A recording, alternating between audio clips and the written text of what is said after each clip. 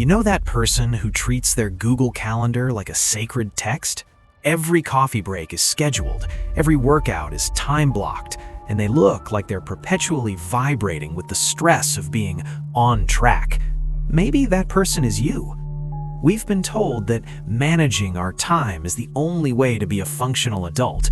But have you ever wondered what would happen if you just stopped? If you deleted the apps, burned the planner, and let the clock tick without your permission? It's not just about being lazy.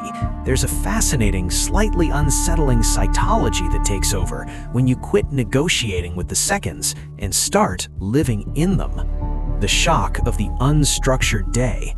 When you first step off the productivity treadmill, your brain doesn't feel relaxed, it feels panicked. Psychologically, we use schedules as a defense mechanism against the void. If every hour is filled, we don't have to face the silence of our own company.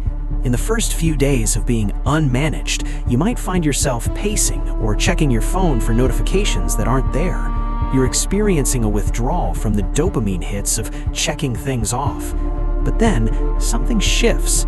You move from quantitative time, how much can I fit in, to qualitative time, how does this moment feel? You start tasting your food, noticing the light in the room, and realizing that the world doesn't actually end if you aren't optimizing it. Finding your natural flow. We've been conditioned to believe that if we don't force ourselves to work at 9 a.m., we'll never work at all. But when you stop managing time, you rediscover interoception, the ability to sense your body's internal needs. Instead of a creative hour forced by a planner, you wait for your natural energy spikes. You might find that a task that used to take 3 hours of forced focus now takes 45 minutes of effortless flow. You aren't being unproductive, you're finally working with your biology instead of against it. The intuitive drifter inside you realizes that the most efficient way to live isn't a straight line, but a series of natural pulses. The social taboo of not being busy. There is a quiet social rebellion in being unscheduled. In our modern world, "I'm so slammed" is a status symbol.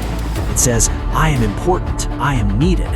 When you stop managing your time, you lose that shield. When someone asks what you've been up to, and you answer, "just being," it makes people uncomfortable. It forces them to look at their own frantic pace. You might feel a bit lonely at first, like an outsider looking in on a race you're no longer running. But you'll also realize how much of your social life was built on productivity theater, talking about work, about being tired, about the grind. Without the schedule, your connections have to become about something deeper. The architect of radical honesty. Ultimately, draining the calendar is like draining a lake. Once the busy work is gone, you see everything that was hiding at the bottom. You might realize you don't actually enjoy that weekly meeting, or that your side hustle was just a way of avoiding a difficult conversation at home. Stopping the management of time is an act of radical honesty. You stop being a manager of your life and start being a witness to it. You find that the seconds you were so desperate to save weren't being saved for anything special. They were just being wasted on the act of saving them. Which type are you? The one who finds peace in an empty Tuesday, or the one who feels a cold sweat at the thought of a blank page?